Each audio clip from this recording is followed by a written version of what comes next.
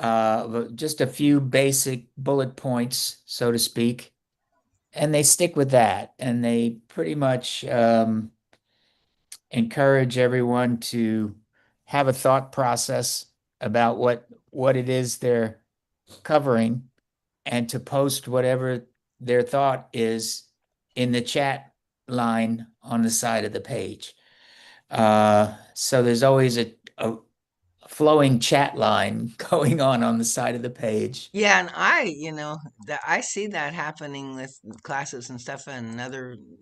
I have no idea how people can keep up with what they're saying and interacting with the group and then doing, paying attention to all these chats. Talk about multitasking. Yes, it's multitasking. It is to split your brain between listening to what the facilitator is saying and concentrating on what it is you want to say and writing it down at the same time. So there's basically a lot going on there. Yeah. Yeah, I can't imagine. Okay, so now something else is going on here, and I don't think I'm in the. There it goes. Okay. Okay, so I think we're actually live streaming now. I don't know. Did Okay. anybody get any kind of notification or anything? Yeah, Okay. it's on the top of the Yeah. screen. On Yeah. all right. Okay. So, welcome everybody. I actually picked up a lecture this time, and now I don't have it. The title of it isn't there. So it's lecture 138. Um, and it was delivered originally November 26, 1965. And it's called The Human Predicament of Desire for and Fear of Closeness. So, Darlene, yeah. on the YouTube live stream, you can't see the text that we can see here on Zoom. Oh, really? Yeah. Interesting. So you can't see it at all, huh? Mm-mm. Because I was hoping that would be the solution to this, but why? I wonder why it doesn't pick up the Um, whiteboard on the recording. Well, I guess I can go back and try the screen share then.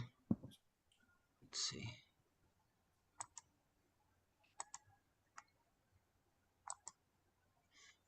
Um, and then it doesn't pick up us. So once again, we have one or the other, but not both. Um, let me. Okay, we're there. You have the window open, Well, Devis? I'm gonna try the sharing now. Okay. So do you see the lecture now? No.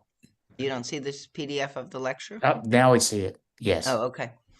All right. You have the window open, Well, Devis? I'm gonna try the sharing now. Oh Uh, heavens! Now I've got an there's echo from. You see the? there's a delay. yeah. No. But I'm supposed to have this PDF of the lecture. Oh, now I see. I've got the sound off on the YouTube, so I don't know why. All of a sudden, it started doing that. Yeah, there is a delay, so it's like it's not exactly the same timing. No. Um, but But now I it, just don't want to hear it, so I guess we figured that part out.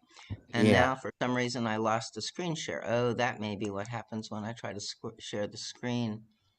It okay, technology.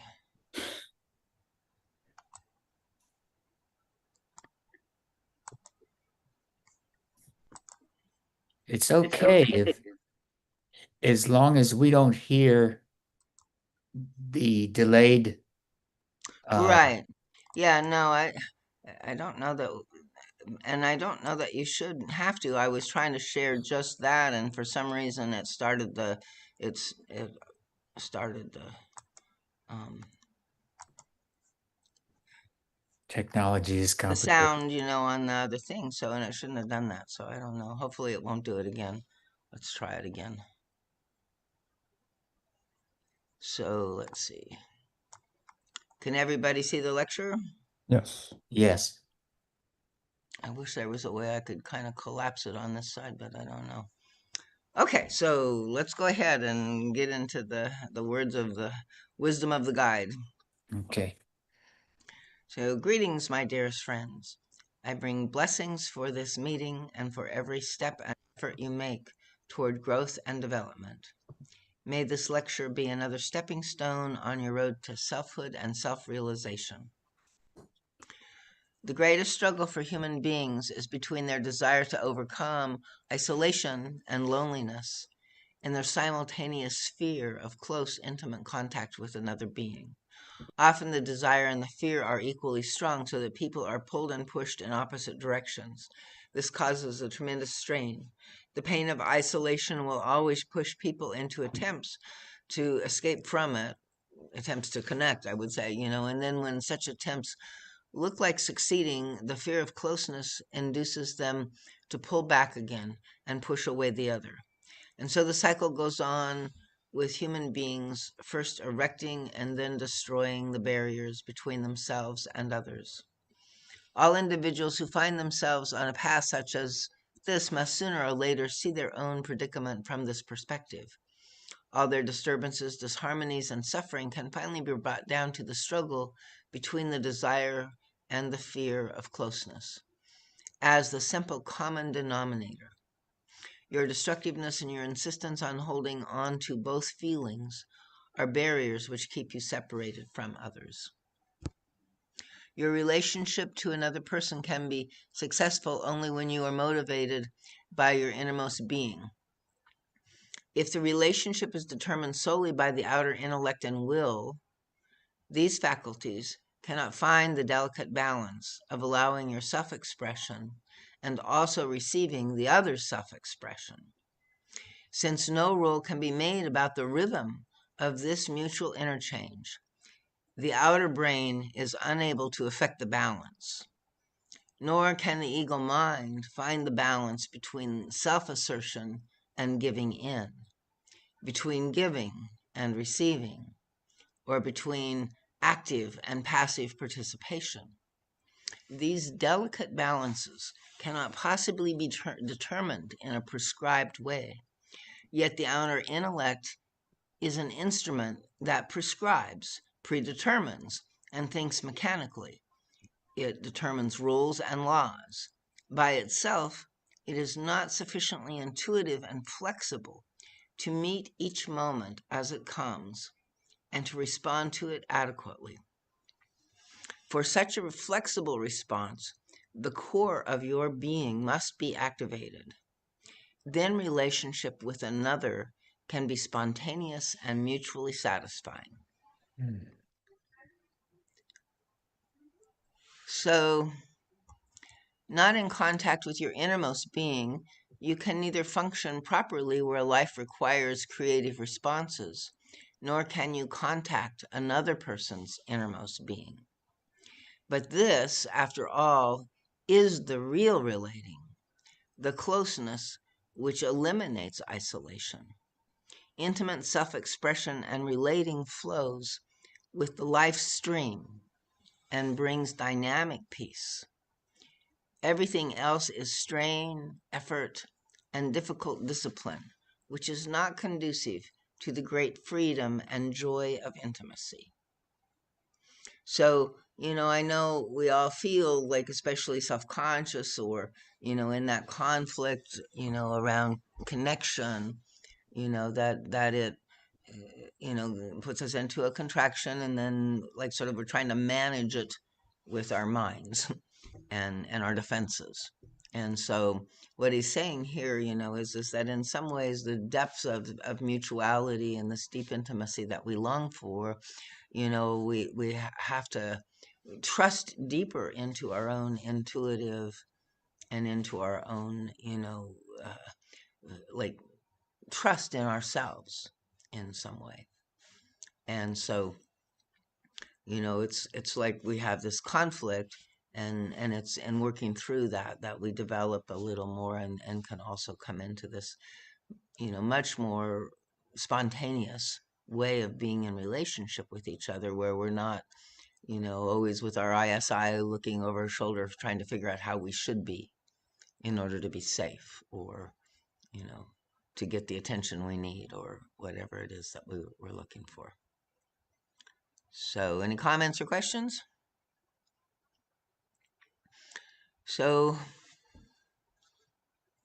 when we're not in contact with the innermost being, we can not function properly where life requires that creative response. So that's what we just read. And so, saying, as you already know, human beings are terrified of themselves. They do everything possible to avoid looking at themselves. When you have overcome a specific difficulty and resistance, you find that your fears were not justified. You feel relief along with moments of aliveness, because at one particular moment you have contacted your innermost being. So rather than functioning from sort of the superficial and surface level of control, where, we discover when we relax into being that it works a whole lot better, is basically, I think, what he's saying here. And we don't realize, because, it's like, it's just, we're not used to using it, and we don't always know how to relax into it enough, and trusting our own self. So when this inner you is evaded, and we can't do that, real contact with others is impossible. You also know that evasion can exist in many forms. If you have not contacted your true self first, you cannot allow yourself the freedom and lack of control necessary for responding from within. So again, it keeps pointing us back to this connection with ourself as a kind of primary way of, and then we can be free to reach out to others.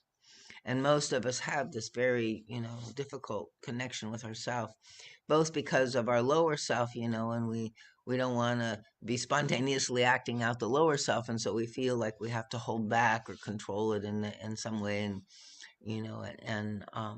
and also, the fear of the vulnerability of the higher self to be present in situations where we, we're insecure in some way.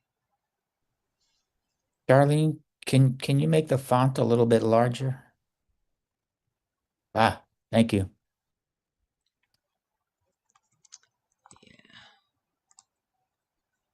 So why is the fear of self and the fear of contacting others so great?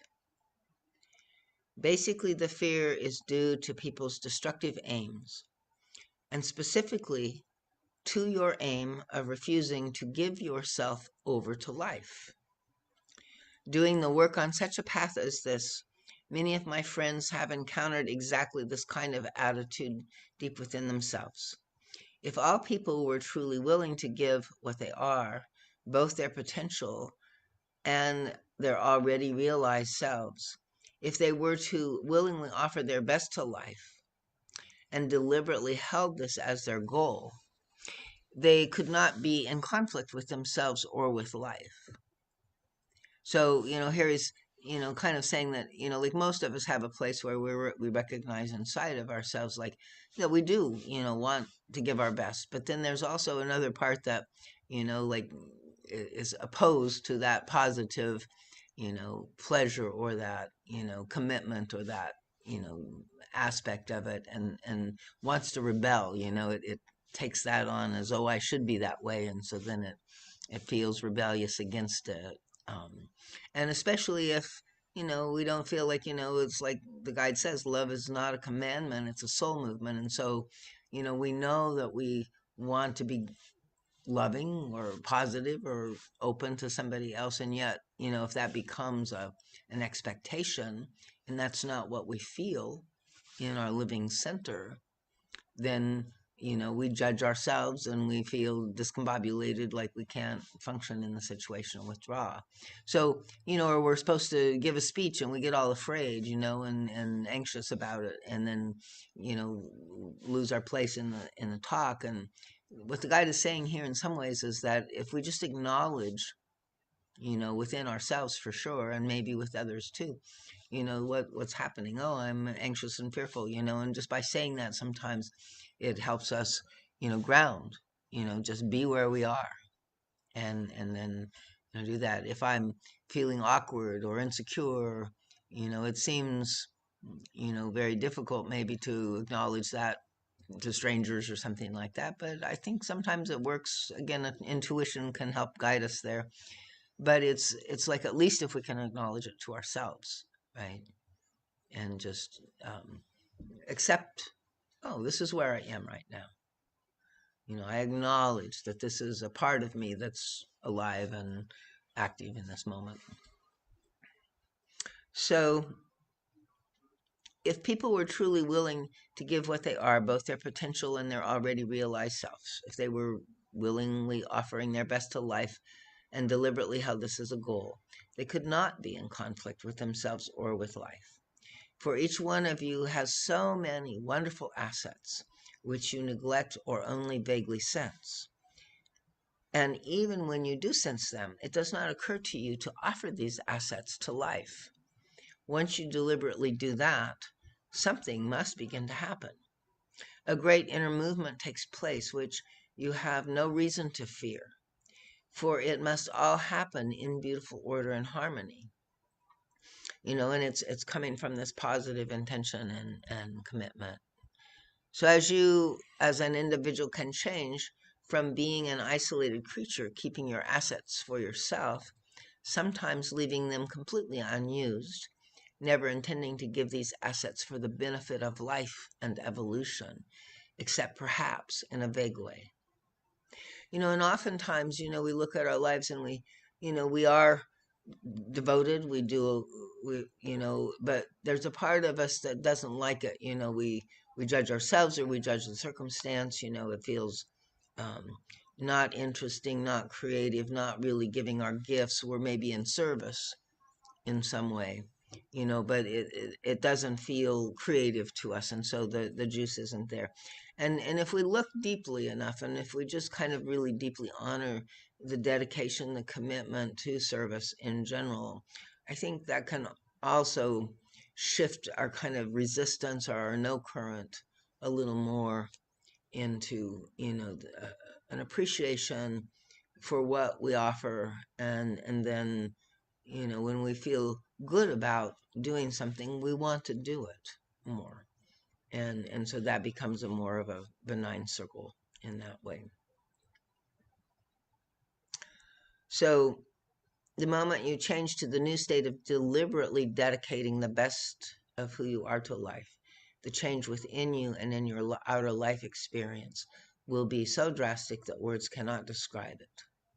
What was difficult, laborious, fearful, bleak, strained, and lonely will become easy, self-perpetuating, relaxed, safe, and bright. You will feel a deep sense of oneness with the world, with others, and the entire process of creation. So, I don't know, does that make sense to anybody? Like just this kind of simple shift of this, yes. And of course, again, we have free will, and we have an unconscious part of us that may still say no, so we can't just force ourselves to change. But can you imagine, like how it would feel maybe to like align yourself in this way to giving into life, and um bringing out the best of who you are in life?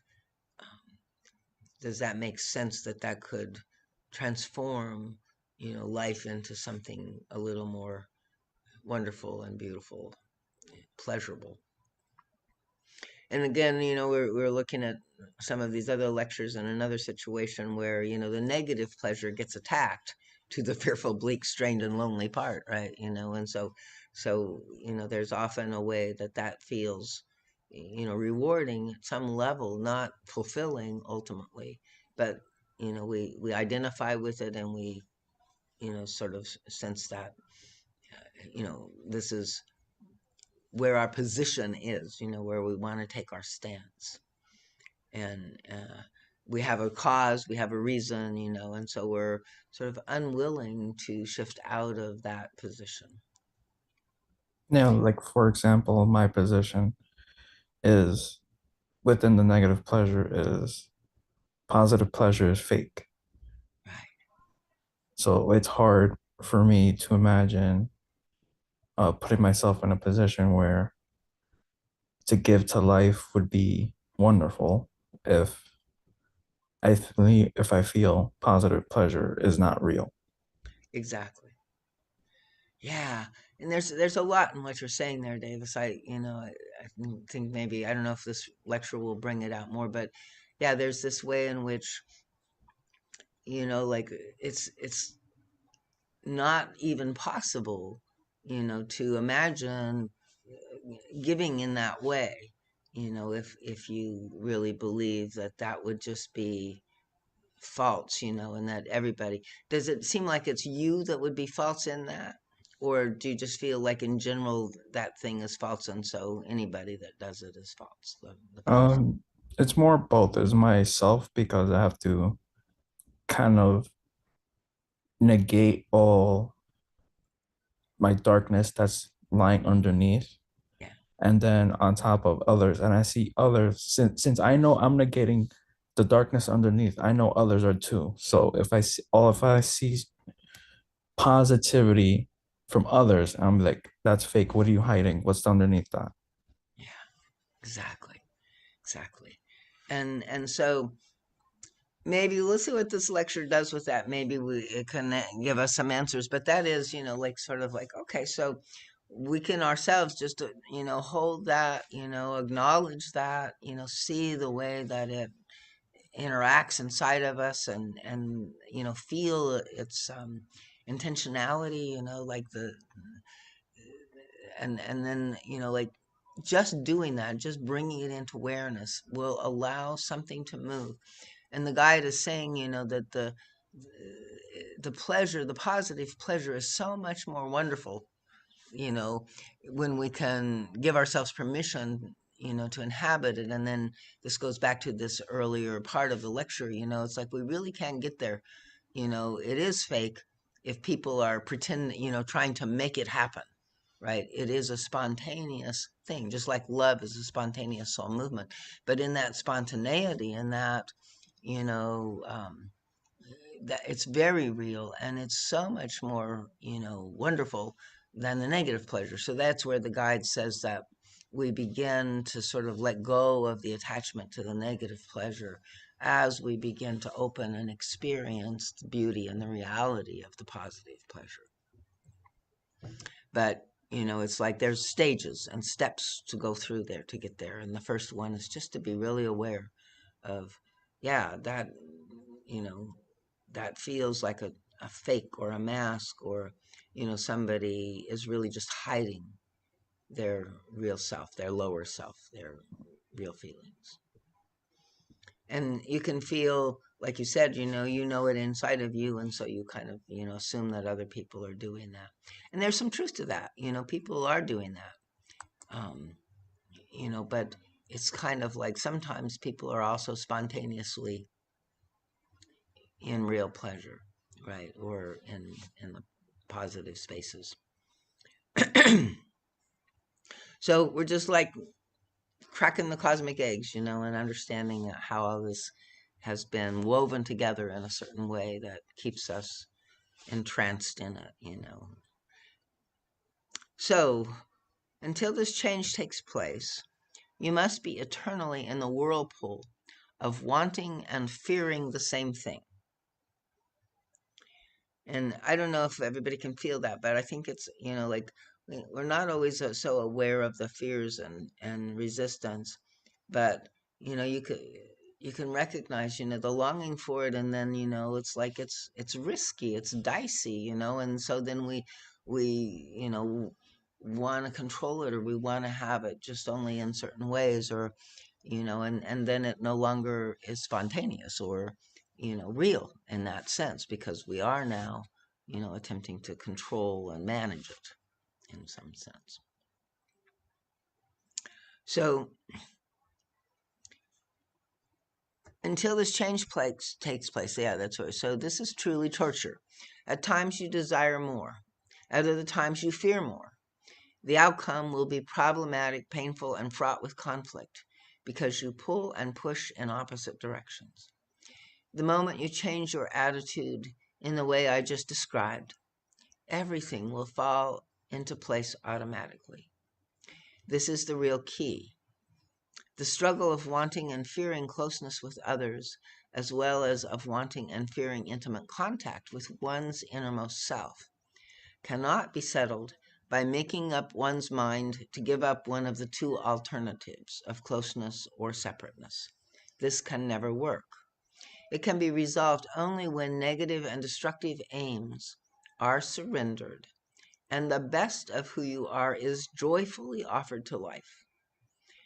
Only then do you experience that there is nothing to fear from life except your own destructiveness.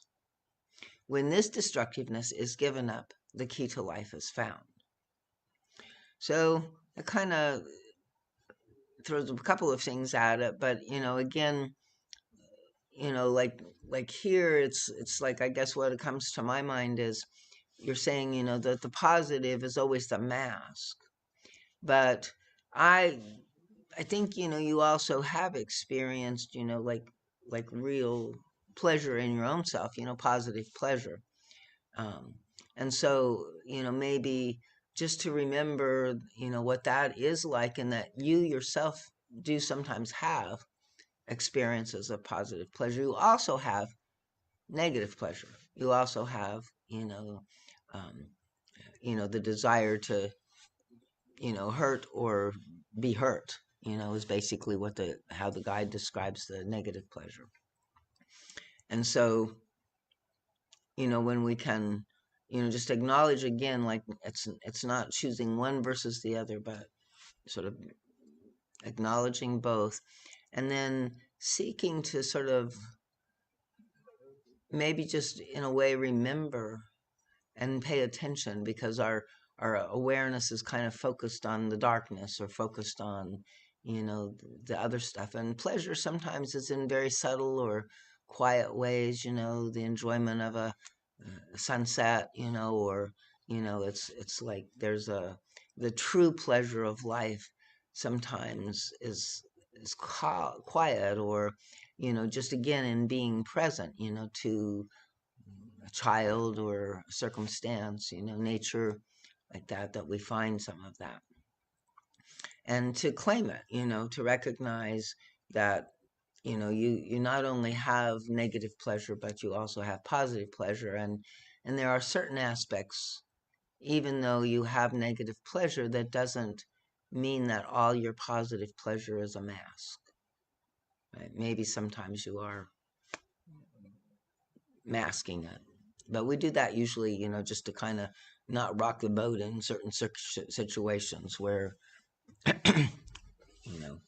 there's more than one of us.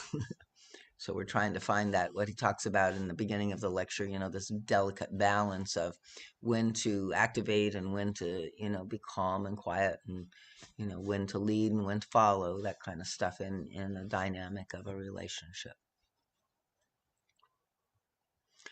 So what we got to end up kind of feeling is that there really is nothing to fear from life, right?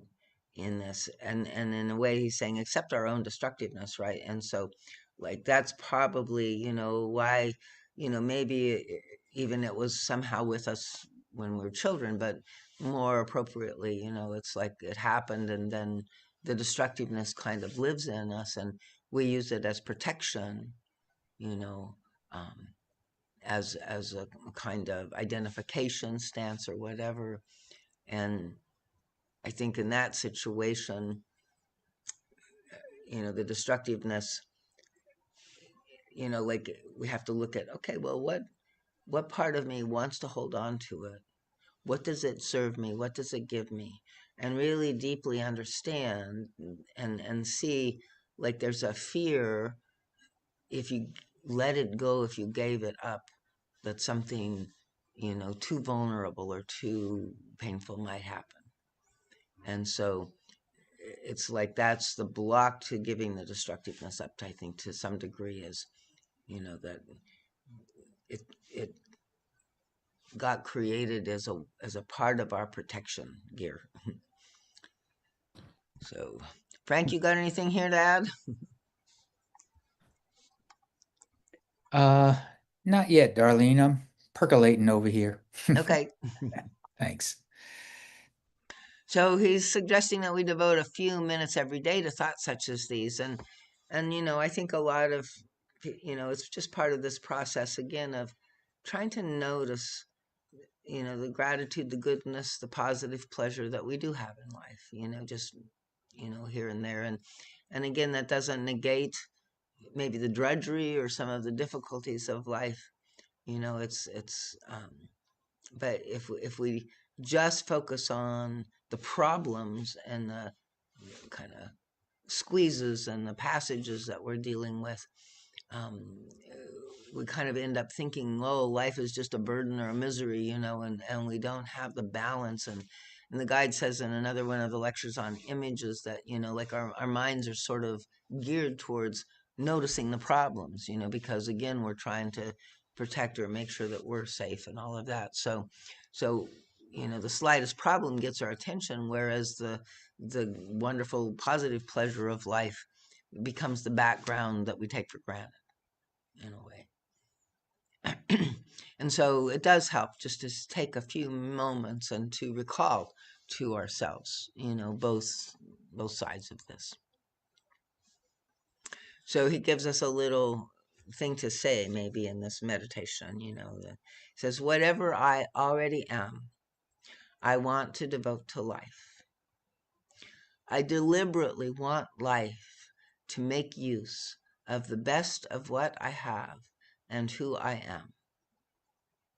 I may not be sure at this moment in what way this could happen.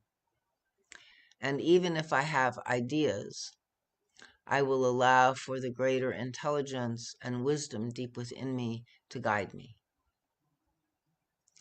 I will let life itself decide how a fruitful interchange can take place between it and me.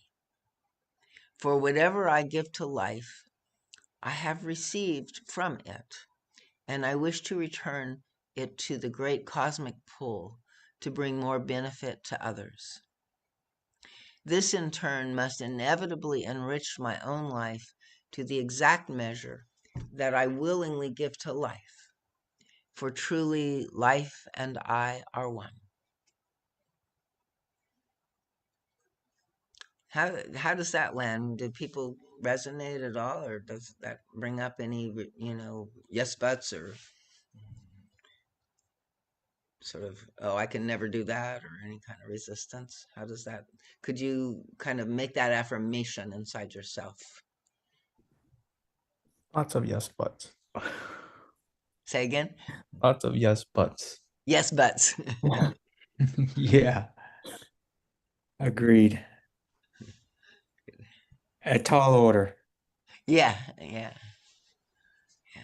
And yet I think, can you feel inside of you the place that might actually affirm and long for that, right? Even though you don't know how, or there's a lot of yes buts or whatever, that there is a yes. Oh yeah, the longing, yes. I can definitely acknowledge the longing. And like, and so we want to, but it's like, as long as it doesn't cost me too much, or like, well, do I have to go hang on a cross to to give my best to life? Like, we don't want to suffer, right? Um we don't want to become slaves. We don't want to like be taken advantage of, right? Right. Right. And so, yet, with those caveats, then maybe we can say, yeah, I would love to really give fully into life if I could trust myself and trust life, somehow. It's more of, it's usually I have to go through hell to get the positive pleasure. And that positive pleasure is short lived. So when you say, yeah, like that. I hear you. It's like I'm kind of curious about the dynamic that like is in place there that requires going through hell to get to that short-lived positive pleasure. Can you say anything more about that, or focus with it a little bit, maybe to see, like, okay, so what is this dynamic inside of me that? Because I have an image in order to get something positive. I can't just, you know, receive it or be it. I have to earn it. Gotcha. There you go. Yeah. Yeah. And so to earn it, you have to work really hard or become a slave or, like, and then, yeah, is it hardly worth it, right? Or whatever. And sort of receive, like, so, yeah, maybe to even just, challenge a little or, like acknowledging that part, opening to, like, what do you understand? Sometimes our understanding of receiving, is like being receptive, or like, what would it be like? Could you even imagine? Because the guide says we have to visualize something before we can get there. Can you even imagine that maybe positive pleasure could be more like just relax instead of work so hard for it, or like it's right here always with us in some way, that we could sink into and be held by.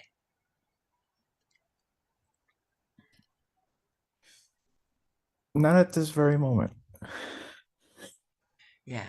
And I think some of that is connected with the, like that way that the self and presence can hold all of these other parts of us. To me, in some ways, that feels like an introduction of the positive pleasure into, these places that are kind of fraught and difficult. Um, and just, being, with the child, with compassion, with openness, with curiosity, with support, I think begins to, like open for us to receive more positive pleasure. And yeah, until we can have that from ourselves a little more, I think it doesn't come so easily from outside of us. Or yeah, we have to work really hard or try to please everybody or try to make it all happen and happen in a good way and everybody's satisfied or whatever before we finally feel the reward that says, oh, mission accomplished, or I can relax and receive the goodness that's here.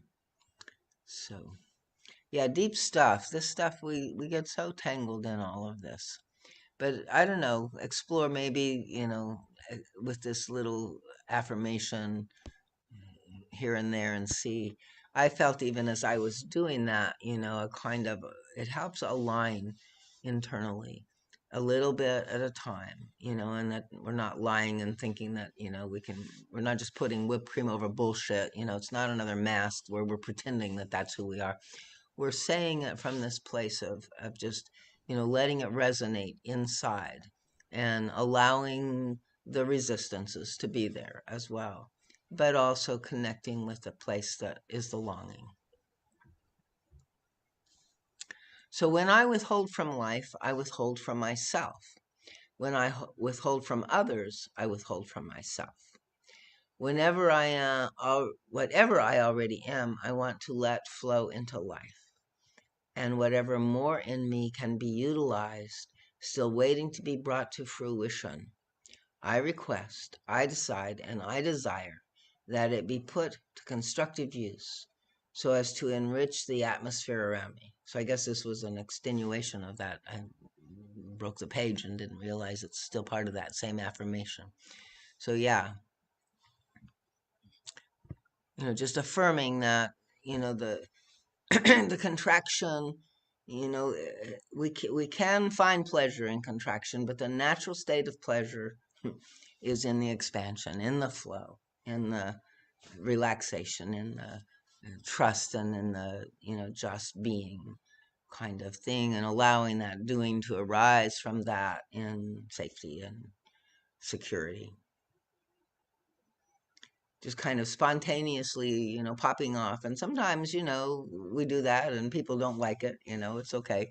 But if we know that we're just being our spontaneous self, we can respect other people's reactions. We don't have to agree with what they think we're doing, but we can tune in and see, well, I don't have to impose myself on you, but oftentimes when we're coming from our higher self, and it is that positive pleasure and that real uh, connection, it naturally feels good, it naturally feels pleasurable, and other people get invited into that field of play or that field of connectedness. So there's this kind of way that, again, we're just trying to trust somehow within us that we can activate the heart aspect of our being, the positive pleasure, the part of us that's wonder, that's longing for connection and pleasure in this positive way. So if such thoughts were deliberately pursued and deeply meant, problems would have to resolve themselves. Pain would cease, solutions would appear on the horizon, even to problems which had hitherto seemed absolutely insoluble. I can assure you, my friends, that this promise, as well as other promises I have made, will be borne out and will prove to be true. On the other hand, if pronouncing such words you feel an inner disinclination, a no current, or a resistance, then you know what is responsible for the pain you feel in your isolation and for the pain when you are relating to others. So, this is the yes current and the no current, right? The resistance, and then, again, it's not, we can't just jump over it or pretend that we don't have resistance, but it's good to recognize, oh, this is what's here. And so to learn more about it, I think, is what allows us to transform it. To the degree that you suffer from isolation, to that degree interrelationship must be problematic and painful for you. To the degree you stem against overcoming isolation, isolation must be painful. I'm not sure I understood that sentence. Hold on a second. To the degree that you suffer from isolation, to that degree interrelationship must be problematic. Oh, so, that's just saying, that we withdraw to isolation because interrelationship is problematic and painful. And to the degree that we are trying to make connection, that's the degree that isolation is painful. The key lies in the desire to offer to life what you already are and whatever more you can still be. So again, it's not about rejecting what we already are, but it's like realizing that that's a moving, expanding thing. And when you follow this desire, you automatically release and bring to fruition more hidden potentialities than you could possibly visualize in this moment while you are still in your painful seclusion. When we're in isolation, we're usually kind of in a negative relationship about ourselves. We judge that in some way, and so we don't see all of who we are. We become identified just with the isolated part of ourselves, and we don't recognize and remember or even know about many of our gifts that we could bring into life. To be in harmony with life, first call deliberately upon the powers within you, knowing that these powers exist even before you have fully experienced them, must activate them in whatever constructive way you choose, provided you have deliberately stated that you indeed accept their reality.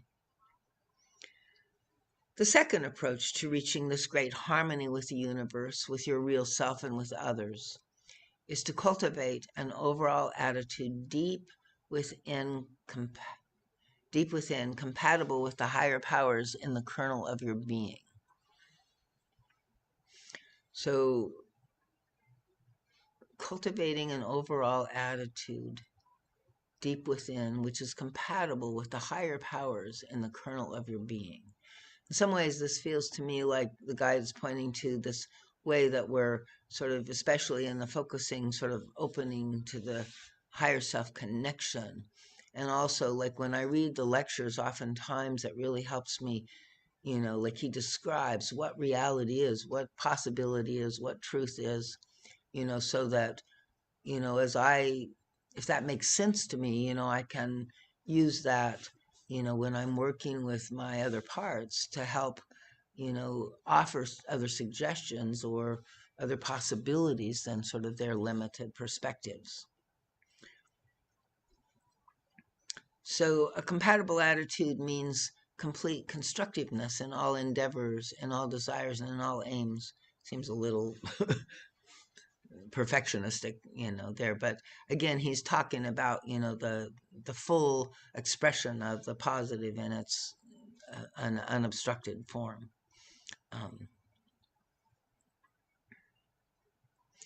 So if you meet each situation with total honesty, fully, instead of in the usual superficial way of meeting life situations, unconscious destructive aims must fall away. Paying only shallow attention to the self as it manifests in life situations makes you overlook the fact that you often take for granted a general positive goal that is only secondary, while the primary aim of the personality is in fact destructive. Covering up the more powerful destructive aim can be subtle, but it nevertheless has a great impact.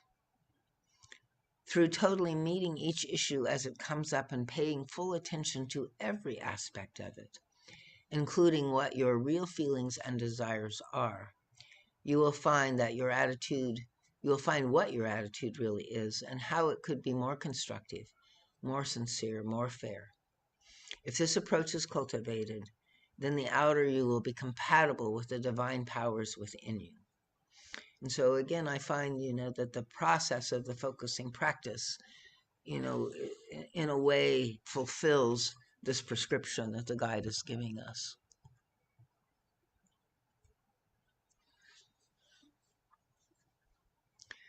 Basically, there's that process, right, is sort of activating the pure awareness, the self in presence, by sort of naming it in the very beginning, because I notice, something inside of me wants my attention. So the negativity we're feeling, and instead of merging with it or resisting it, oh, something's wrong, I'm bad, I shouldn't be that way, or, oh, that's the way it is, and that's how everything is terrible, we either totally merge or we resist. So this practice sort of helps us find this place that we can invoke and evoke our pure self in presence, which is the aspect of the higher self that we can connect with here now in our ego and personality expression.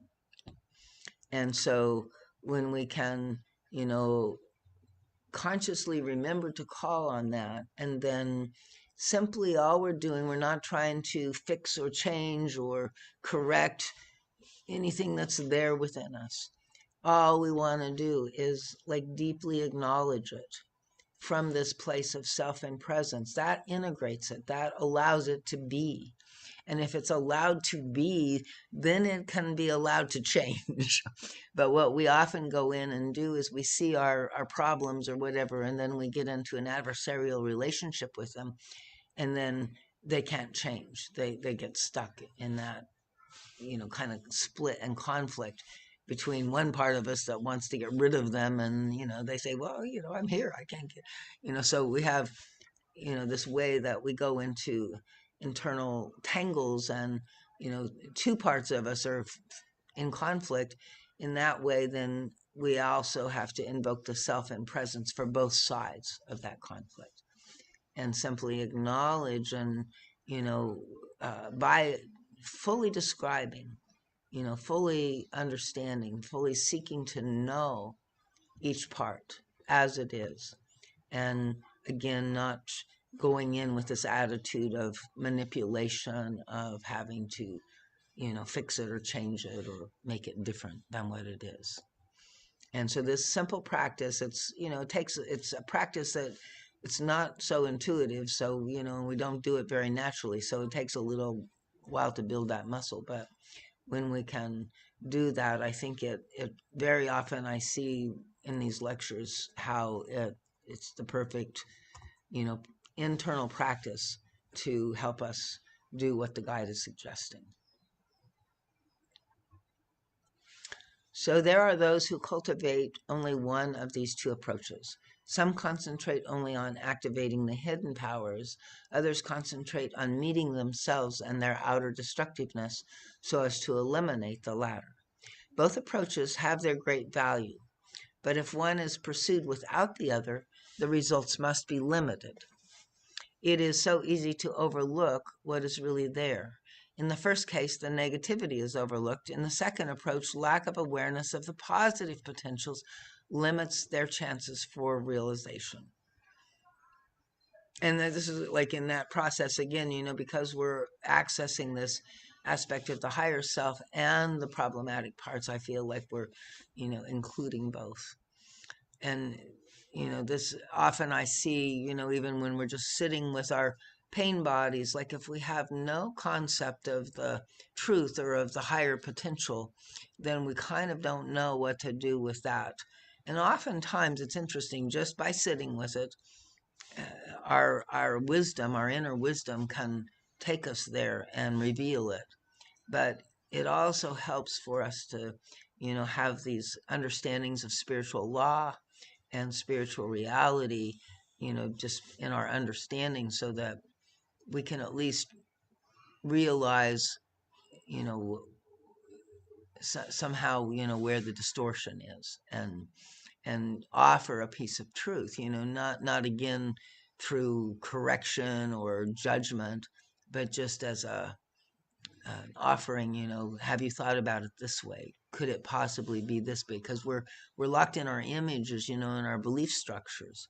And so if we don't have another part of us that can kind of explore the experience from a different perspective, another lens, another way of looking at it, then we kind of just stay trapped in our, with our particular goggles, our particular lenses on, and we can't see the other side of something. So,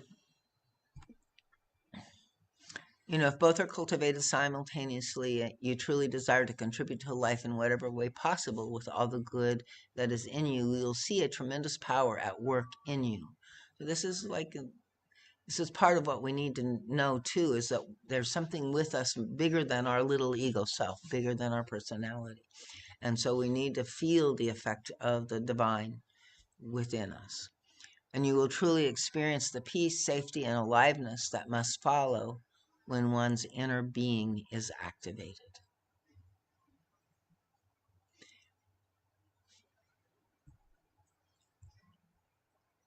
Another barrier against wanting to add to life with the total strength of one's being is the ingrained misconception that if you add to life, you will deprive yourself.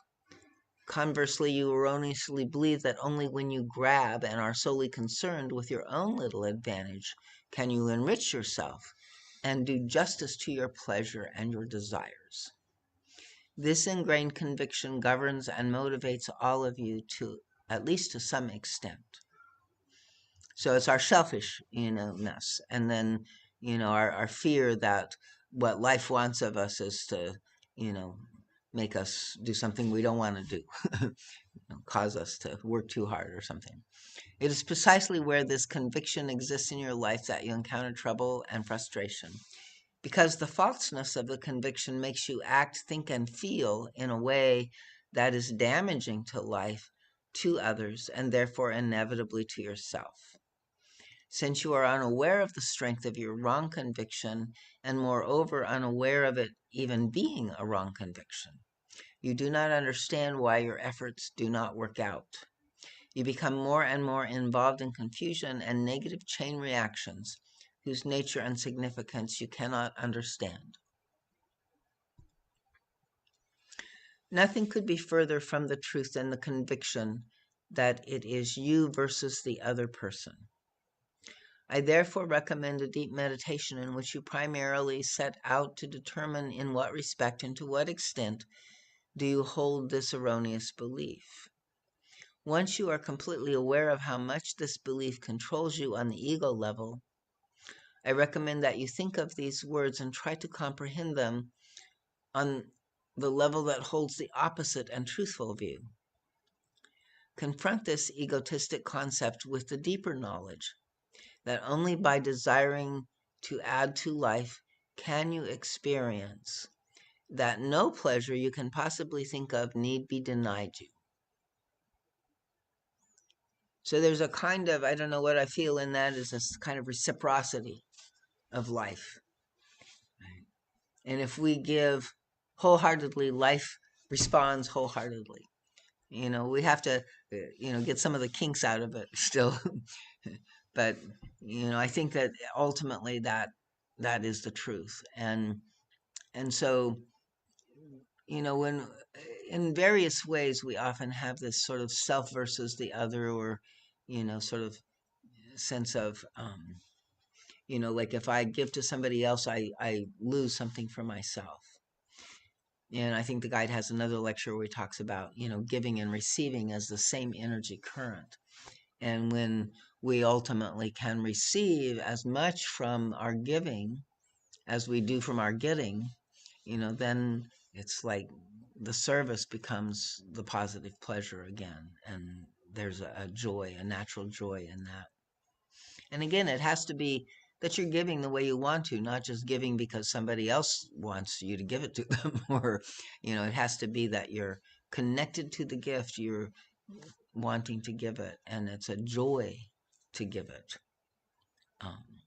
And then when we feel that, then we also begin to feel, in some way, deserving is a difficult word because we're always deserving. But deep down inside, there does seem to be a kind of measuring thing that, prevents us from receiving when we don't feel the positive pleasure in the giving as well. Then it kind of feels like it is me versus the other, and, they're getting it, but I'm not, the jealousy, the competition, that kind of thing. And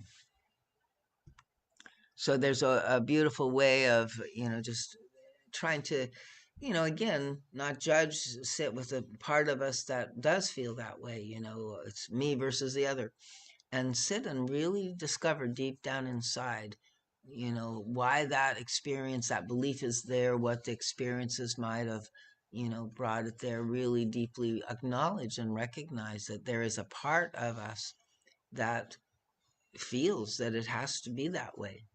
And by first acknowledging it, then it can integrate enough to receive another possibility of the way to be in life. When your psyche is geared to me and the other, there is no more conflict between giving and receiving. Geared to me and the other, there is no more conflict between giving and receiving. There is no more refusal to add to life. Consequently, deep sorrow and suffering, isolation and conflict, guilt and frustration must cease.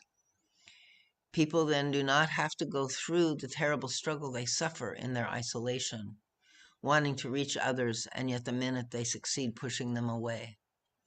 In the very moment people eliminate barriers because the pain of isolation becomes unbearable, they already set up new barriers because the fear of closeness overwhelms them.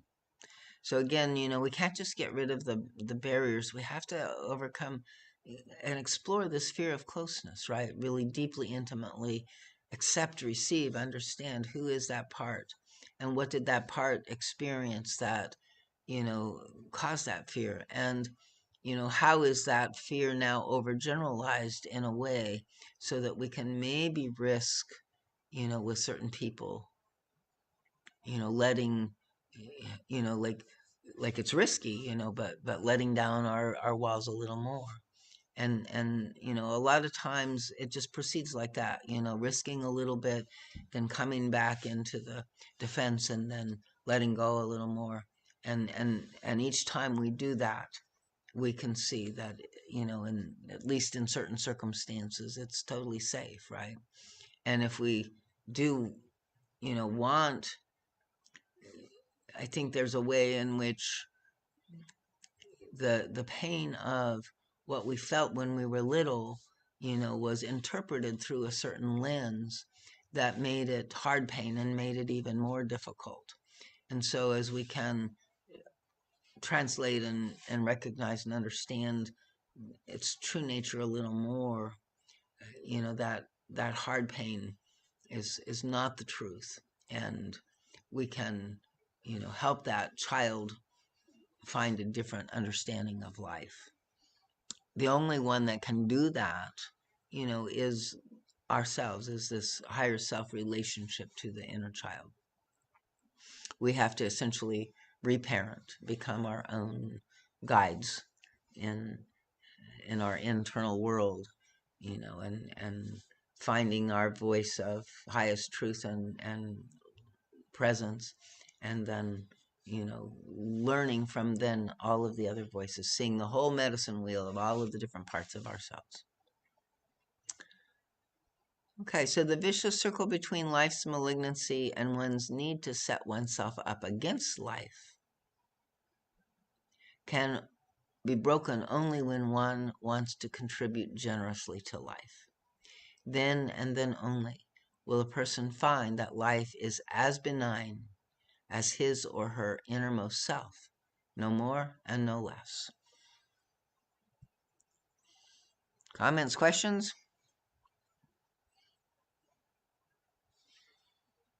This is a little more of a difficult lecture, and I didn't read it in advance, so I'm kind of trying to put it together as we go, but I think it's making sense. So the fear of uniting, of meeting, of reaching, of having intimate contact exists as long as the individual's psyche is negatively geared. In such a case, union must be frightening and appear a question of me versus the other. As long as the depth of your own psyche is frightening, and it will feel frightening when you pursue negative destructive aims, free self-expression is dangerous. Contact with others is dangerous. Giving oneself up to the bliss of union must be desperately avoided because it threatens to eliminate control. And what if we did, and then, somehow it ended badly, or, it broke our hearts or whatever, that's what we're ultimately defending against. And so in some ways too, I think there's a resilience that we discover over lifetime, that there, one way I've heard it put, in a kind of new agey way is, like that the heart, the more it's broken, it gets glued back together, and that makes it bigger, but this idea of defending and protecting our heart so much, again, comes from the true difficulty in the childhood, right, where the suffering and the pain, had no context in some way, and the child just couldn't understand or, know what to do with it, and just had to survive. And the original loss of contact, of love, of the closeness and the connection, it was huge, it was, devastating at the deepest levels of our being. And so we really have to, that's a part of what we want to witness to in the work, and when we see our fears, we want to really know, that it's not made up. It comes from our deep kind of crisis in early life. But it's what the guide says, then we generalize from there. And so in some ways there are, you know, everybody that's positive might be in their mask, but it might not be everybody. It's like there might be, um, real positive expressions and moments and people in general, that is out there, but it wasn't what you experienced, and the fear of re-experiencing what you experienced will, be vigilant and assume that it's the same with everybody out there. And so we have to kind of keep cracking that cosmic egg that got established when we were young, and calling it into question, and following the desire, the positive desire, even though it's terrifying. That we know that the fear is also just a lower self aspect, and what we really are seeking is the contact, and then we just can't force it, so we have to keep going towards it step by step, and noticing when we're withdrawing, when we're too afraid, and just sitting in ourselves more deeply with that, acknowledging the pain, the fear, and allowing.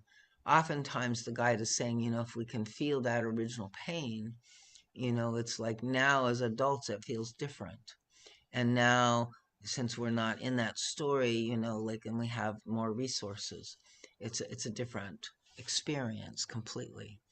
And then the body knowing how to kind of digest that pain, if we don't bring the story with it, and just kind of like keep reliving the same painful situation, the body can release the stored impact of that. And that's part of what keeps us uh, defending, because we know it's in there and we don't want to feel it. But what the guide is saying is feeling it is actually not as problematic as we're fearing, and that it's really a key and to going beyond the need for the defense, and trusting ourselves, trusting the flow of our own feelings, all of that, and seeing who we truly are, seeing the truth of the wound, but also seeing the truth of the spirit, the heart, the you know positive aspects of our being. Um, and my what I noticed in my dynamic, I don't know where in childhood this came from, because as you were saying, it starts early. But when it comes to reaching and having intimate contact, right?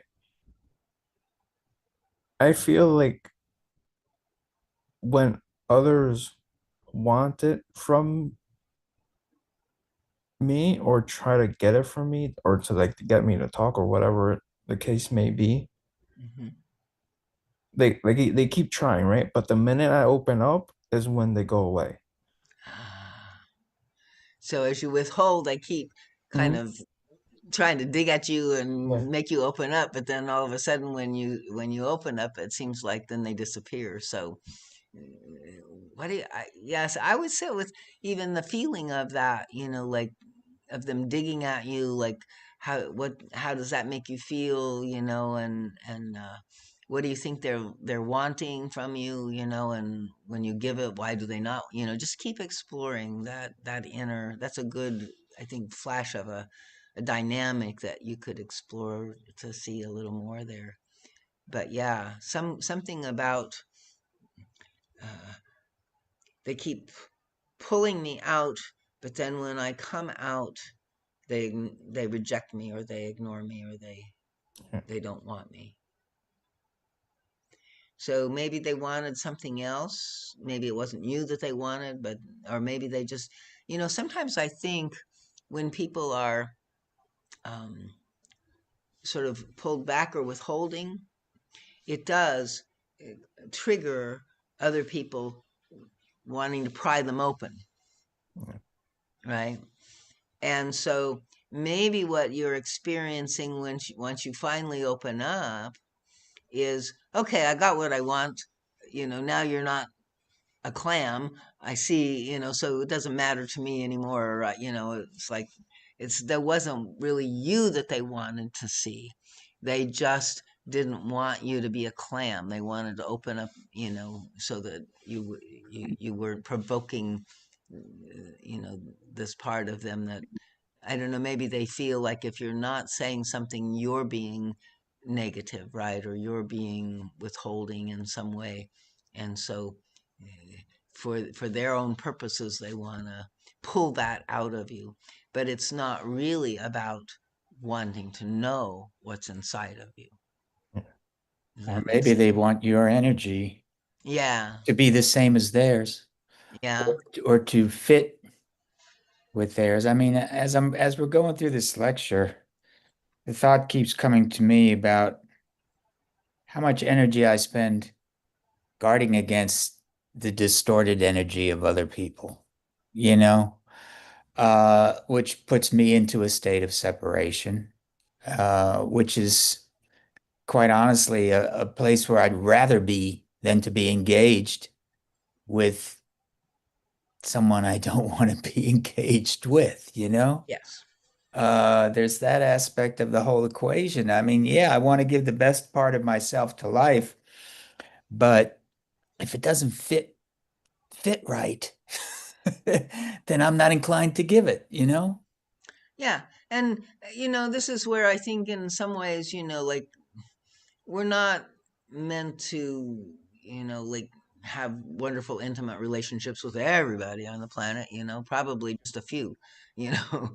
Um, Right. but if we don't have those few, and then if we can't sort of work with or tolerate or cooperate or, kind of, get along, I mean, part of our whole journey, especially this lifetime, I think has been individuation, right? And then we've come out of, living in tribal and cooperative kinds of things where, you know, for survival, we had to become one of a member of something more than find our own self.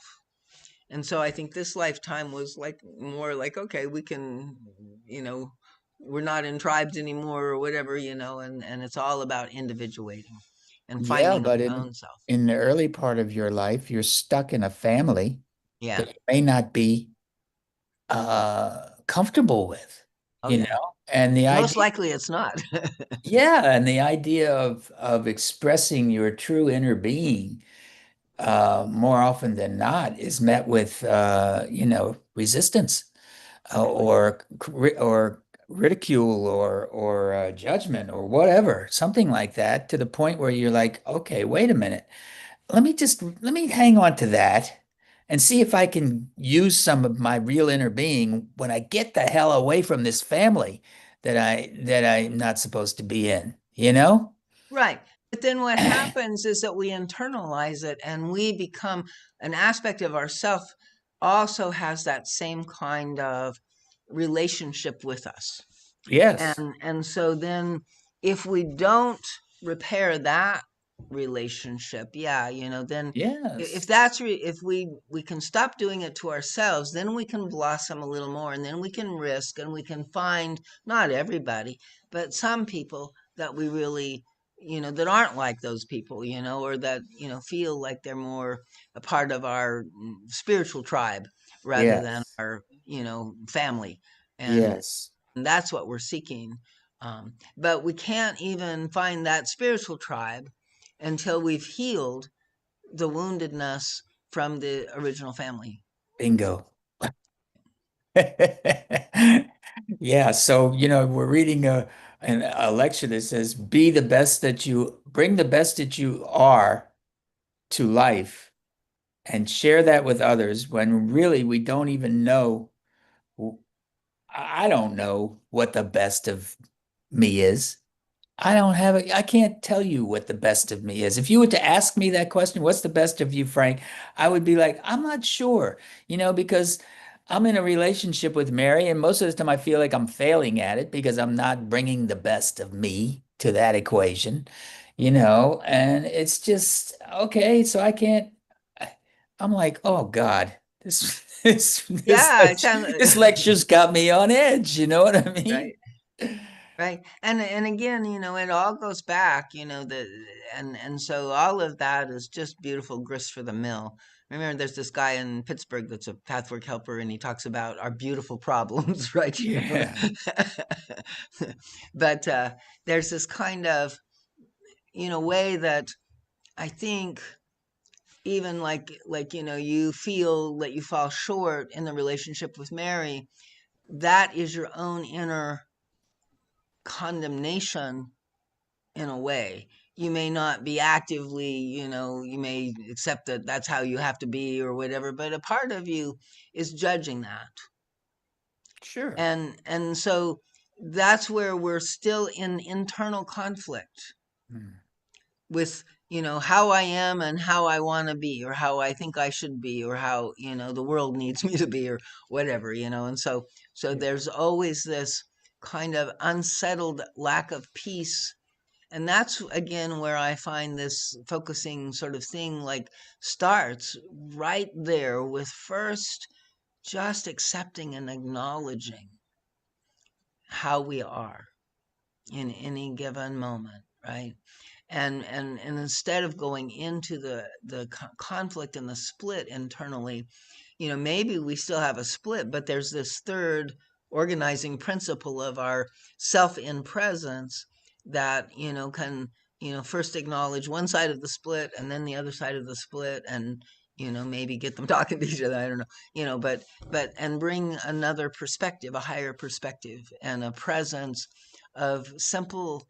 Uh, I mean, most of what our inner child didn't get was validation, was being seen, was, Mm. being accepted.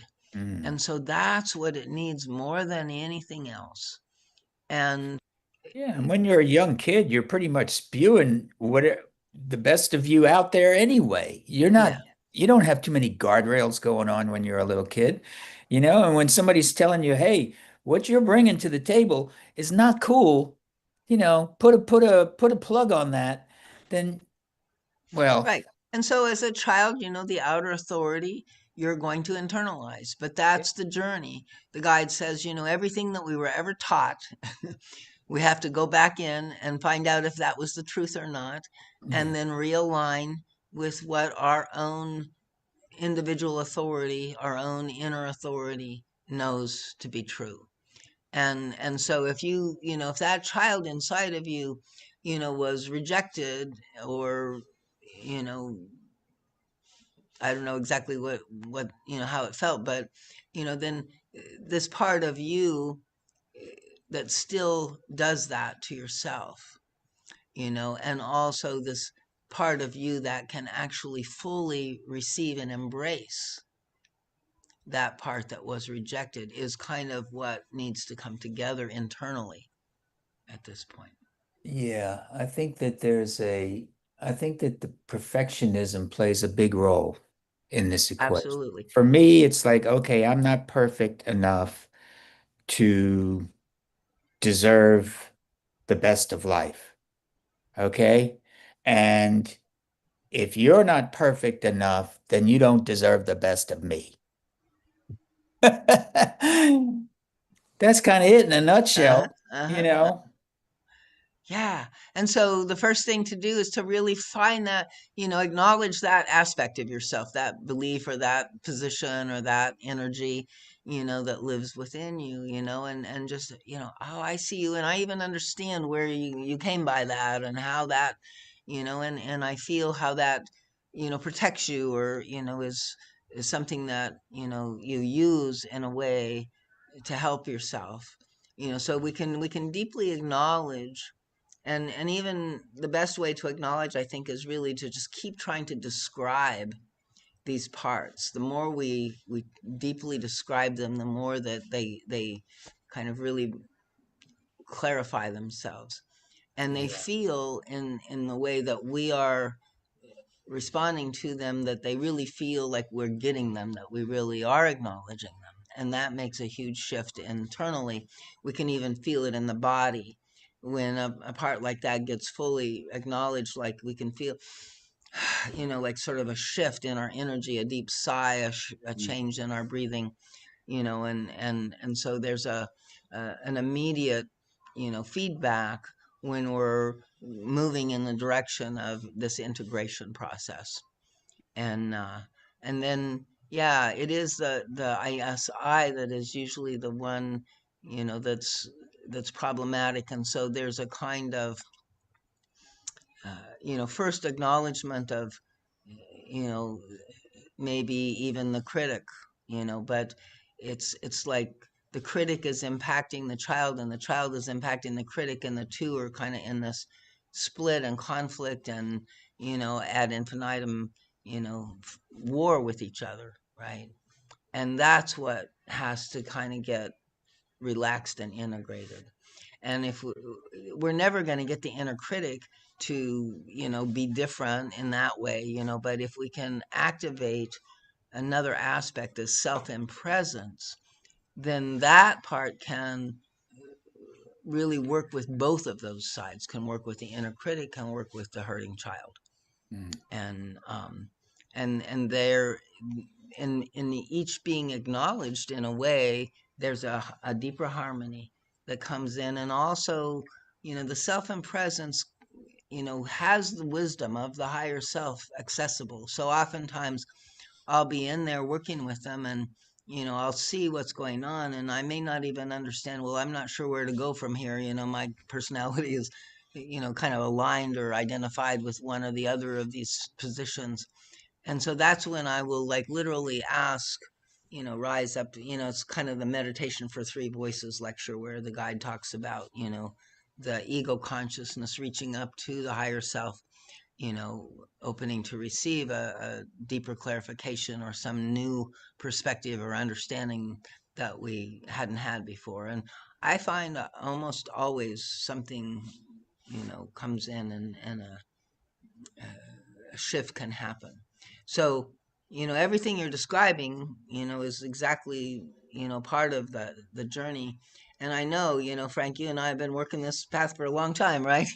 Yeah, I know it's I know, to me sometimes I think it's sort of like the 10,000 hours rule, if you want to get good at something, you got to put 10,000 hours into it. I think it's almost probably the same with this, only maybe more than 10,000 hours. And then all of a sudden, one day, everything is clear. Maybe that's when some big transformation happens, when everything becomes very clear. I mean, I play guitar, so I've probably put in my 10,000 hours, and all of a sudden one day I woke up and I was like, oh, so that's how I get from here to there Right, without right. too much, effort. Um, and I think that's what's probably could happen if I live long enough. Yeah, yeah. No, and I think it's right, and I think it's part of what the guide is saying. To give the best to life is to put in some hours, Yeah. exploring and working and doing the inner processes and stuff like that, and just, excavating, uncovering the inner aspects of our being that are, responding to life not from our conscious presence so much, but from these unconscious patterns within us. And, Right. and so, but the other thing I think that you're pointing to there is, like I also like, I've spent a lot of time like studying these lectures and trying to figure out the process. And to me, there is a way that, the lectures are the conceptual part and they help the process, but the process also needs to be experiential and, Mm. kind of working with these energies. And so, of course, in group and in TP and stuff like that, we had core energetics and we did process the way that we did process. Um, and even that, I came to a point where I felt like, okay, I'm just recycling this stuff. There's got to be a missing link here, Mm. right? And so I kept exploring in different ways. And you know, slowly, gradually, I began to embody the work in a different way, and working from the uh, in the present moment rather than just the concepts and the history. It's important, we need that, but the actual change actually happens in the experience in the moment. Mm.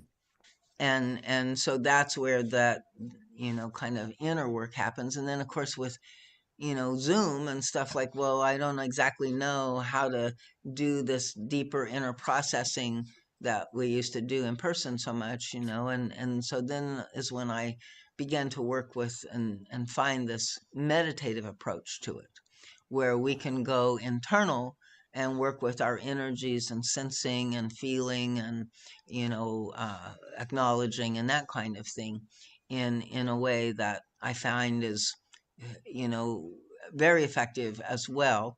I don't know that there's one that's better than the other, but I like this one as well because it really does come from deeper within ourselves and is more integrated than I think some of our process in TP was. So Mm. I'm finding that this, way of working kind of is bringing the lectures alive in the experience, even in a way that's a little better than, like, I mean, again, we have to go through things and experience them on many levels and different ways, but, sort of the psychodrama that we would do in group and stuff like that, that opened and definitely helped me feel, but it kind of did feel like in some way I was just recycling sort of the story and the frustration and the old pain bodies and that kind of thing. And so it's been this last leg that I've sort of found I think a even more powerful way of doing that inner processing in the present moment with the feeling and the and the energies in the body that has I can feel the shifts. I can feel the growth in a way even more than I did before. And it's what you're saying, like sort of the biggest part of the work was, for me, was my own self judgment and my ISI. Right. And so that was the one that I worked on and worked on and worked on, but that is the one that finally has shifted in a big way. And so it's like in that development of the relationship with ourselves from this other higher self place Mm-hmm. that it can make a difference. And if we're just kind of spinning between the victim child and the perpetrator ISI, it's like we end up in this kind of internal conflict that seems to go on. And I can remember, like really being very critical and unhappy with myself, especially when I first came into TP, and even later on, could, if I didn't do something the way I wanted or didn't come out, I could really, you know, be harsh and, like unhappy in a deep way. And so that one was like sort of the biggest deadener of my life force and my happiness. And that one kind of finally released itself, in what this all these lectures are saying, like this deeper, spontaneous, present self does finally come, and I do agree with you, Frank, that sometimes it just takes the 10,000 hours Yeah. for sure. But I think it's also the more skillfully we can put in those 10,000 hours, the more effective I think the Mm-hmm. results are.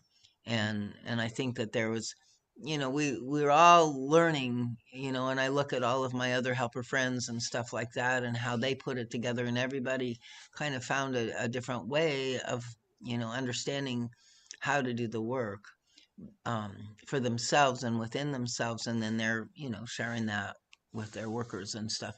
But I think that the one thing that, we paid the conscious conceptual understanding with the IESI, but we didn't really know how to work with that, and we didn't know how to activate the higher self. And so we did a lot of work on the lower self, right? Which was, Right. also useful, but the kind of the two poles. And so that's what I feel like we're filling in now is we're, with the self and presence and the way of, sort of working with that a little bit more and understanding like for me, I just always thought the higher self was, somehow way beyond me, and I didn't understand how I could be connected with it in the present. It seemed sort of miraculous and mystical and, like the God self of me, that wasn't clearly my personality self, right? So, to make that a little more intimate with our own higher self can help a lot as well. And Yeah, and that's part of what I think this process can help us do, as well as the 10,000 hours. yeah. I think also, a lot of times when I feel like I'm stuck, or maybe okay, or maybe I don't want to tune in to like one of your lecture studies or something like that. I stop and I say to myself, it's a miracle that the lectures are even there. I mean, think about it. uh, Eva did not come to the room and say, "Listen, everybody, I've been thinking about this, and this is the conclusion that I've come to. So let me tell you what's on my mind." No, she came to the room, she went into a trance, and this is what came out of her. It's a miracle. Yeah. And It's and I think that's really what he's saying in this way of, our deepest gifts still are waiting to come out of us in that same way, yes. but we we can put 10,000 hours in, but we can't sort of, yeah, we got to let go and allow it to come through us Yeah. rather than controlling it. And she didn't Rather, just do it one time. She did it yeah, 258 times. Right? Or exactly. more. Who knows if there was more even. Yeah, yeah. I mean, I think there were I haven't read them, but I believe that there were just actual Q&A sessions. Yeah, some of them are in the 258 lectures, but yeah, I think there was some additional materials that, So, were I mean, the whole thing is miraculous to me. The and psychology so are is you. the psychology is so deep. You can't possibly believe that someone could come and say, "This is I figured this all out." No, Absolutely. no Yeah. way. Yeah, even now, a lot of what's here is, and then there is a lot of it that was, put together in some forms, in the psychotherapy and stuff like that. But yeah, and there's others of the same similar teachings in other spiritual traditions or whatever, but the way that this came together, and the way that, yeah, it was clearly she was a medium and she was channeling, a wisdom from, this vaster spiritual reality.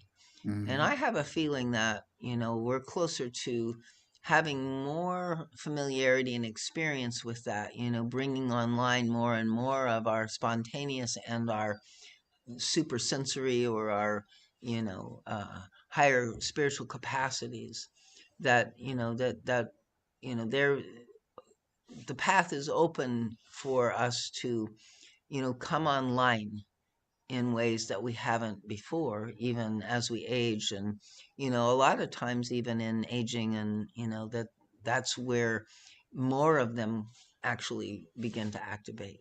So, It dawns on me there's another part of the equation that's really important, and that is these lectures were not given, channeled, until a time in history when the tape recorder was invented. Because I don't believe that there's anybody who could have sat in the room and taken shorthand and yeah, written down what Eva said, right? There were people who came into the room with reel to reel tape recorders because that's what the technology was at the time. Somebody might have had a woolen sack, portable tape recorder and brought it into the room and held a microphone close to Eva while she was talking or something like that. And if you listen to the recordings, that's what it sounds like.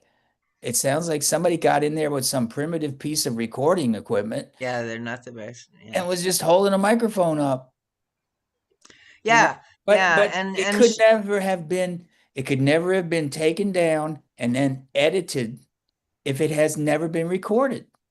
yeah. Yeah, and even I think the timing also that the guide says of the lectures, I mean, obviously, yeah, the technology was so important and then but the guide is saying too, that there was an actual, planned timing of these lectures to come in when they did as the beginning of this whole thing that we're still in the midst of, right?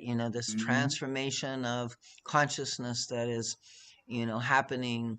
And, he came in 1957, saying that, that this was a reiteration of the spiritual teachings, of the perennial philosophy of things, uh, but they're coming in a new language, and they're coming in, for these times to, help bring in this new consciousness and help all of us understand what's going on and, do this inner work of transformation. Yeah. And so, and I think it's tears, there's a group of people doing this work now, and, then probably over time more and more will, find some form of it, if not this exact form. But yeah, we're here learning these things now. Again, there's no accidents. It's all part of the story. It's all part of the divine design that we're living in.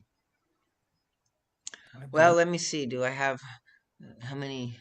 Not sure how many pages I have left. Let me see if we can finish a little more of the lecture before we wind up. So, the fear of uniting, of meeting, of reaching, of having intimate contact exists as long as the individual psyche is negatively geared. In such a case, union must be frightening and appear a question of me versus the other. As long as the depth of your own psyche is frightening, and it will feel frightening when you pursue negative, destructive aims, free self expression is dangerous. Contact with others is dangerous. Giving oneself up to bliss of union must be desperately avoided because it threatens to eliminate control. Without this control, your destructive aims could take over and threaten annihilation. Giving up control must appear as death, as the giving up of selfhood and safety, as long as the destructive aims persist and preoccupy the psyche. Therefore, in order to preserve one's individuality, the only available way appears to be building up barriers around the self. Only this seems to keep the self intact. The inherent tragedy is that as long as the destructive goals exist in the psyche, isolation gives one a sense of identity and seems to preserve one's individuality. Yet only in a negative context does loss of control lead to death or to a loss of power over oneself. Ultimately, mental disturbance is caused by this conflict. I'm not sure I followed that. Negative context.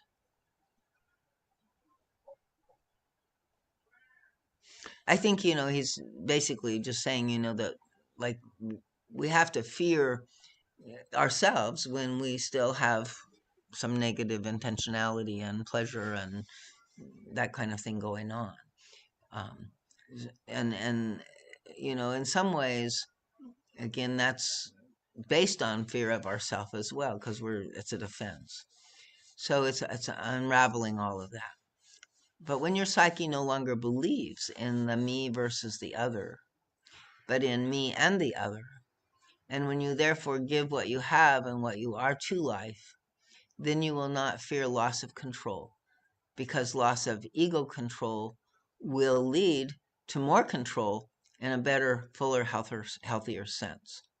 And that's kind of what I've discovered is like, trying to plan and make everything happen from the ego control level, yeah, doesn't ever work. If I can just let go and trust in the flow of life and, hope that it'll all work out in the end, usually it does.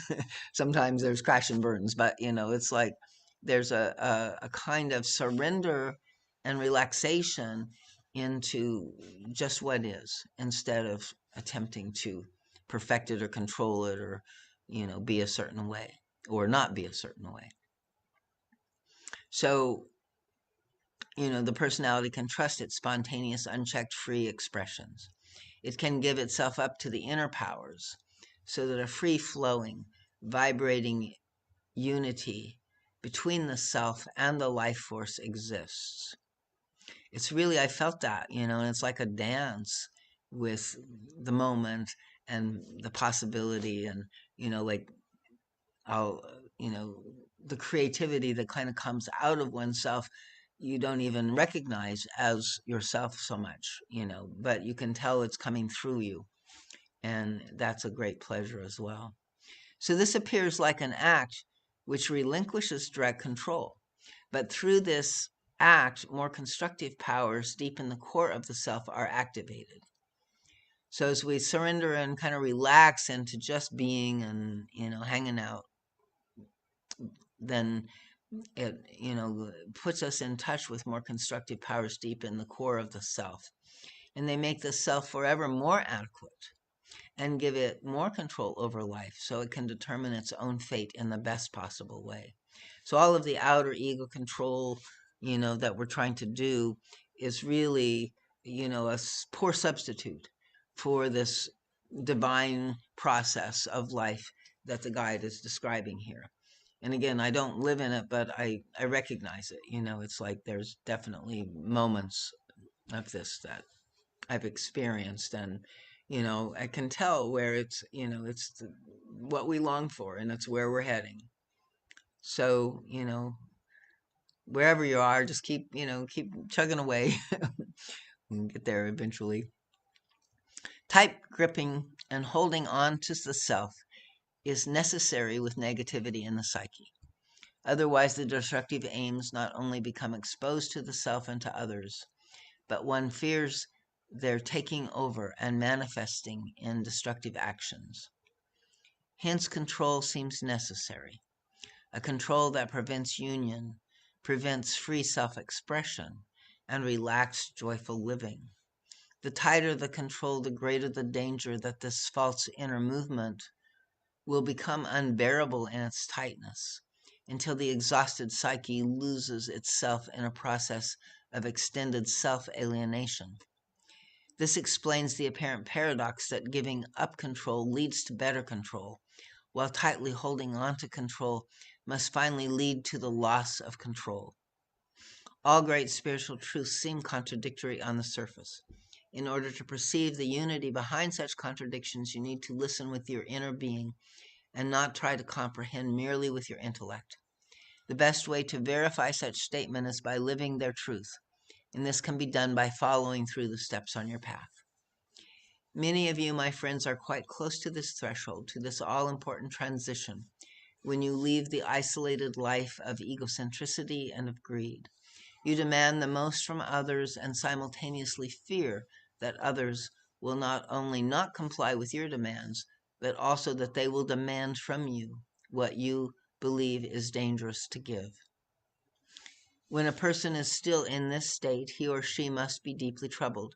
But the threshold to pass over from this alienated state into the new harmonious state described in this lecture is so near and so very easy to cross. If you can allow these words not only to fill your intellect, but also your inner being, and become sincere in your goodwill to find the truth of me and the other, you will experience how safe, easy, and joyful life becomes when you dispense with the pseudo-necessity of pursuing negative aims. Wanting to defeat life, others, and yourself out of spite, you withhold the best of you from life for the so-called safety and satisfaction of your negative aims. These negative aims have to become so conscious that they literally stare you in the face. Only then can their futility be comprehended so blatantly that the personality will dispense with them. And so this is what I found is really true too. Like, we have to, really face into, the consequences of the negativity. And when we recognize that, it kind of half-ass protects us, but it also ultimately leads to the same death or futility in life or whatever, then we begin to be willing to risk something completely different, right? And yet, it's still going to feel a risk. So we really have to feel a kind of inner motivation, a deeper inner knowing that, the defense, that the negativity doesn't really give us what we want. And then slowly, gradually, we can exchange the positive for the negative. Only then can their futility, the negative aim's futility, be comprehended so blatantly that the personality will dispense with them. You will no longer need to fight and obstruct what you want most, namely the deep satisfaction of being wholly yourself, which also means being accepted by another person as being what you really are, without masks and pretenses, without separating mechanisms, which you still think you have to use. When you dispense with the masks and barriers you have so ardently put up all your life, you will be free and know that what you are is good. But this knowledge can come only when that which is already is good in you is offered up to life. Me versus the other is the whole human struggle. As simple as this is, you as an individual cannot understand these words unless you have made some progress on the path leading deep into yourself. Then you will know that what these words mean. As you learn to inwardly assimilate these words, you come closer to passing over this threshold. All of you can make this first step now in a very simple meditation. And again, he's giving us these words, so sort of repeat them to yourself inside and see how they feel. I decide to give up the error of me versus the other. There is really no conflict. Therefore, I can give all of myself. I not only request help from deep within, but I decide to give the best I am to life without fear.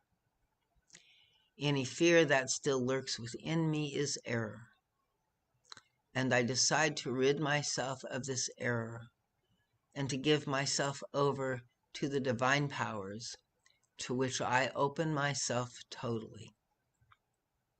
I deeply desire to understand the truth of I and others are one, meaning that there is no conflict. I therefore can give of myself the best that I am. I surrender to those higher forces so that this self-giving may occur in harmony, in rightness, without strain and effort. So I think that's like a key too, because, when we think of giving or, something like, again, it seems like we have to do it with effort. And I think that, truly, when we align ourselves, the river will carry us. The current will allow us to flow. And, all of this will feel, like he said, in harmony and rightness without strain and effort. Anyone meditating in such a way increases the power, the life, the peace, and the light within. All struggle and pain must then sooner or later fall away in exact proportion as this attitude is truly felt and lived. Use this key, my friends, and above all, and all else will be added unto you. It is the greatest key that many of you are truly ready to use, provided you avoid using superficial words and have no inner meaning. Many of you are now at the point where you can really mean these words and initiate this new attitude, and life for you will begin, truly begin. The first steps may be to use this simple, beautiful formula as a general attitude toward life. As you first taste and test this fundamental approach to life, you will be able to apply it to specific problems. When you look at it closely, every problem can finally be brought down to the simple common denominator of fearing to give of yourself and of cultivating a negative, destructive, or at least a denying attitude toward life. That is why you have the problem, and as long as this attitude prevails, the problem must remain. You cannot cope with certain life situations precisely because you withhold yourself and because you believe in me versus the other. The consequences are that through a series of negative chain reactions, you actually are being damaged. so that it appears as though the conclusion of it's me versus the other were a correct assumption. The more you adhere to this assumption, the more short-changed you must become in the problematic areas. The peculiar fact is that people may be perfectly aware of the truth and have a positive, constructive attitude toward life in certain areas. Hence, they are fulfilled and happy in these areas, where there is no struggle, no conflict, where everything proceeds easily, because the positive chain reactions are self-perpetuating. At the same time, in their problem areas, people respond to life in a totally opposite way, and yet that they are never aware of the difference of their response to life. They do not see that their outlook is the reason for their good luck or bad luck, for their fulfillment or frustration. This is why self-confrontation and seeing what one actually thinks, feels, and does is of such tremendous importance. When you discover the difference in your attitude toward various aspects of life and see the corresponding difference of manifestation and experiences in them, it will be easier for you to change over from me versus the other to me and the other in the problem areas. It will then be easier to give up the resistance to using the key of wanting to give keenly of the best you are to life. So, we've got a few more minutes. I don't know how many. We've got 6 of 9, so we've got several pages of Q&A here. So maybe be better not to go into that part of the lecture, because we won't get done with it by 9:30. Yeah. So let's wind up here. Let me stop the share and just see if there's any final comments or questions. Challenging lecture. Yeah. And I find that the me versus other versus, me and the other, it's like it's a good key, but I think it's a little obtuse. It's not as clear. So again, to apply it, you would need to see in your particular situation where you find the me versus the other in that, right? And where you find sort of the fear of the giving and then therefore the withholding of yourself in some way. Mhm. Yeah. Okay. Thank you, Darlene. You I mean, fun